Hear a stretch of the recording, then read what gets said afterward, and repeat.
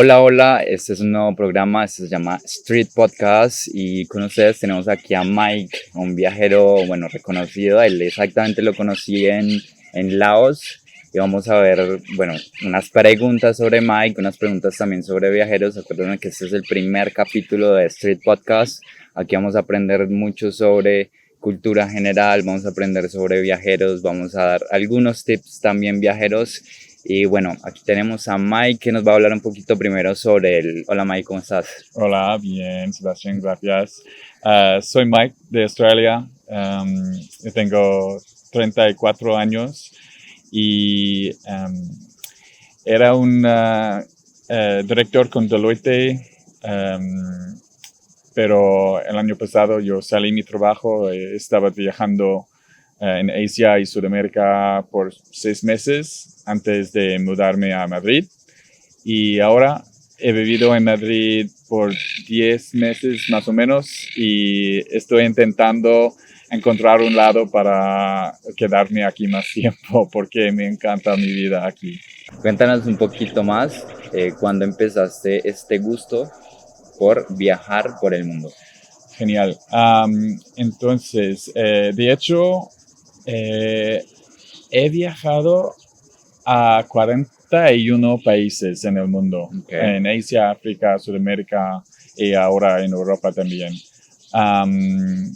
Entonces, para mí, siempre es conocer las personas nuevas y las experiencias diferentes. Pero creo que lo más importante es para tener una nueva perspectiva de la vida, porque puedes aprender cosas increíbles de las personas, por ejemplo, en la isla de Amantani, en Lake Titicaca, una pequeña isla, o de los monks en Laos, por ejemplo. Sí, y para mí,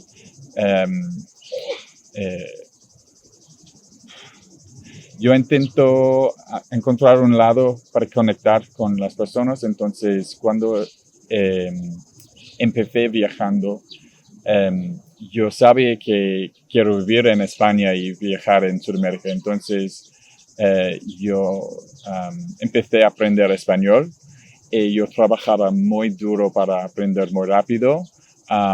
Y para mí es una experiencia muy especial para conectar con las personas en España, en Sudamérica, que no puede hablar inglés. Y si yo solo hablo en inglés, hay muchas personas que no pueden conectar. Entonces, si tienes tiempo para aprender un nuevo idioma, es bueno para la cabeza y tu experiencia en el mundo también. Sí, para conectar. Exacto. Exacto. Listo, entonces ahorita le voy a hacer unas preguntas aquí a Mike, unas preguntas más sobre viajeros y sobre las experiencias que él ha tenido en el mundo y viajando y conociendo personas. En estas preguntas se las voy a hacer en inglés, pero ustedes lo pueden ver en YouTube con subtítulos en español para todos los que quieran saber un poquito más de la experiencia de Mike y que nos cuente, bueno, todas las historias por las que él ha pasado. So, Mike, I have some questions for you. The first question is, what has been the worst experience with a travel companion for you? Okay, so they say the 3 things you should do before you marry someone is renovate a house, go traveling with them, and also I think there's a third one, but go traveling with someone is important because I went on a very big trip with my fiance in 2023, and I realized that we were not compatible travel companions. I'm the planner, and I planned the whole 5-week itinerary across multiple countries. So the perfect compatible person for a planner is someone that goes with the flow. Yeah. But I'm also the type of person that likes to do a lot of activities in a day to get the most out of the time. Whereas he was more of a just do one activity per day kind of guy. Yeah.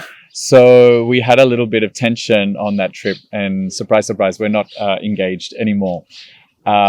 So I think the lesson I took away from that is when traveling with someone, finding your compatibility with your travel companion is really important. Yeah. You shouldn't assume that it will just work. So have conversations about like, what do you want to do? What type of planner are you? How many activities do you like to do a day?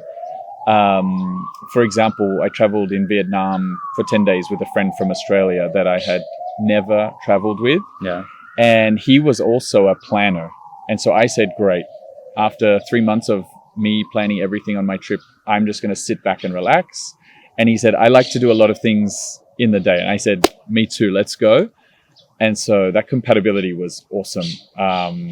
We did a lot of things and he chose most of them and I just went with the flow. And I got to see the city through his passions and his eyes, which was a passion for architecture, a passion for design. Yeah. And so it was really nice to have an itinerary designed by someone with different tastes. Yeah. So usually, for example, when you first start with your fancy, it was a really challenge since the beginning of the travel, or it was like getting worse every time? I think it was a challenge in some parts of the trip more than others. Okay. But for example, the day that we got engaged, I had planned a pasta making course after breakfast in our hotel, which was in Sicily, and then a private volcano tour of Mount Etna, which is where we were staying.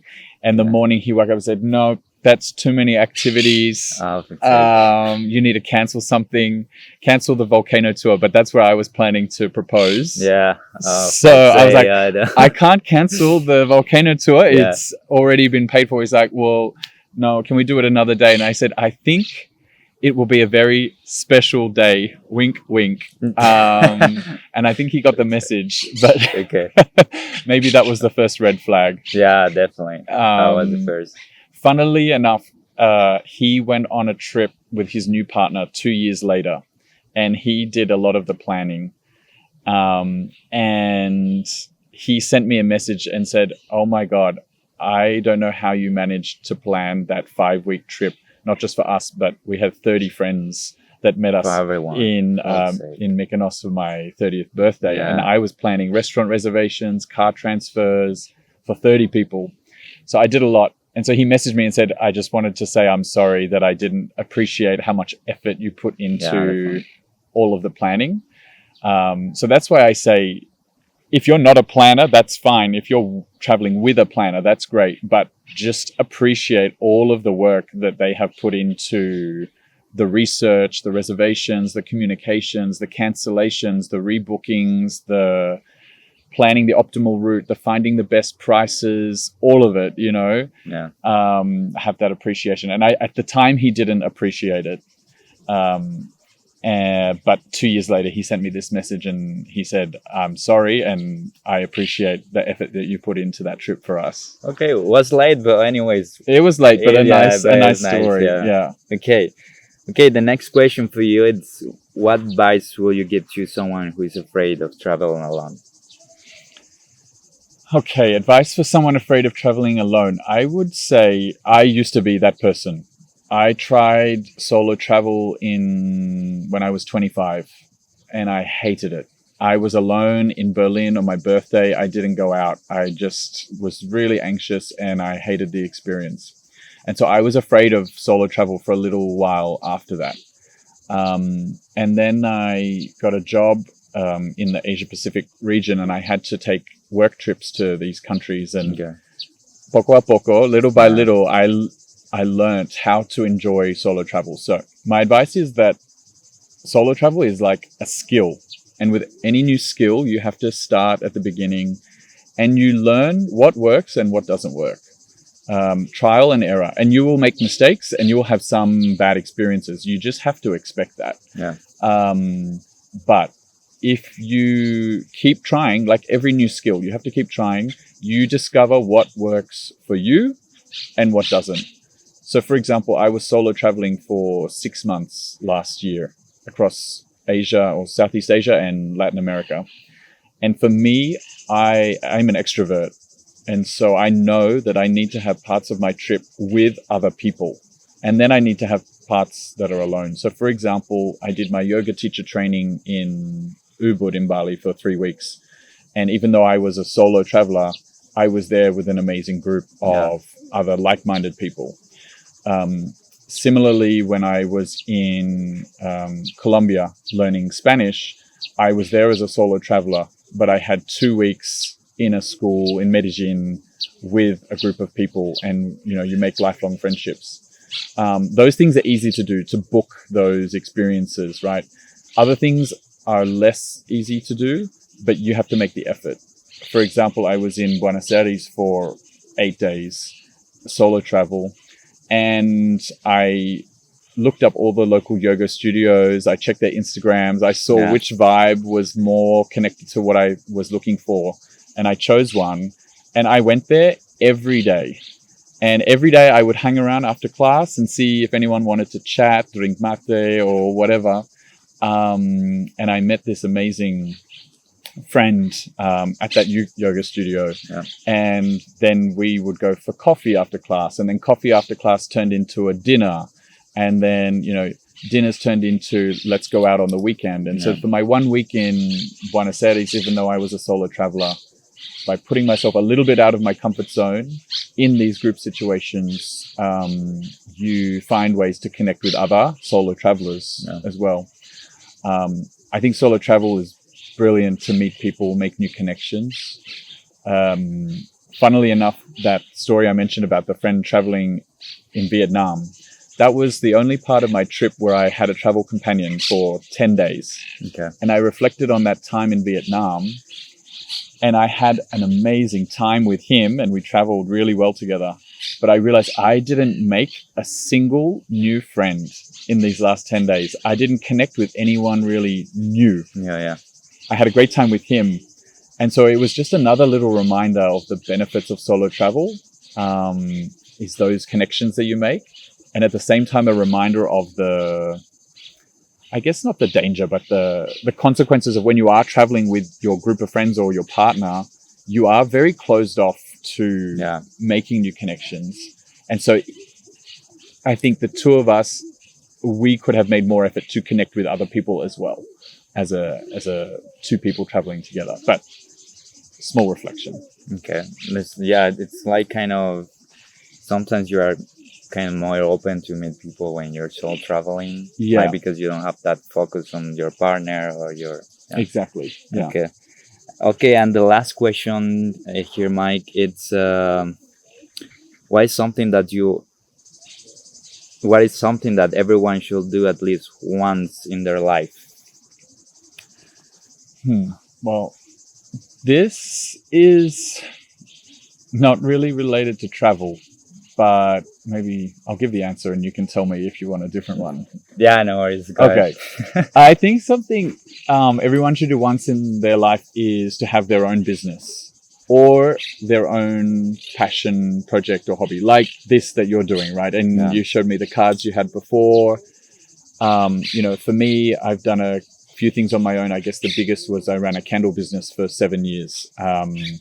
And the skills that you learn from having your own side hustle, your own project, won't just help you, to run that business. They will help you in all parts of your life. They make you more interesting. When you meet other people, you have other ways to connect with them. So for me, for example, running a candle business during a time when I had an accounting career, it was a creative outlet. It taught me product management, branding, SEO, website development, coding, all of this stuff, right? And those are all skills that I have also used on my travels. And so I think there's no greater reward than you can get from running your own business, having your own side hustle or project, especially if it's really connected with a deeper purpose. You will naturally invest more of yourself into that project. It's you don't always have to do it for the money. That's always a nice bonus. But I think if you go into it with a clear intention of what you're wanting to learn or get out of the project as well, not just financially, then it's always a great idea. it's kind of more like enjoy your partner. Yeah, exactly. Like if you enjoyed it, then it's gonna be helpful for you and useful for you as well. Yeah, Something like exactly. that. Okay. Yeah. Well, I was going to say, is that what you want for that question, or do you want something more related to travel? Like, what's a travel experience everyone should try? No. I mean that's your your attention, and that's your answer, and it's fine for Okay. for that. It's perfect. Otherwise, I've got Sorry. one more answer I could give. Yeah. If you want to edit it, I don't know. I've got one more. No worries. It's fine actually. Okay. Yeah. Okay. So gracias a todos. Bueno, ya vamos a cambiar un poquito el español para despedirnos. Acuérdense que si quieren ver esto en español, los subtítulos van a estar en YouTube, todos los subtítulos de este podcast. Y bueno, gracias Mike por estas increíbles respuestas. Acuérdense que Mike es un gran viajero también y bueno, con todo lo que nos dijo nos va a ayudar también mucho a saber cómo viajar y a tener estas cositas en mente. Entonces, muchas gracias, Mike. Gracias, nada. A ti. Chao. Chao.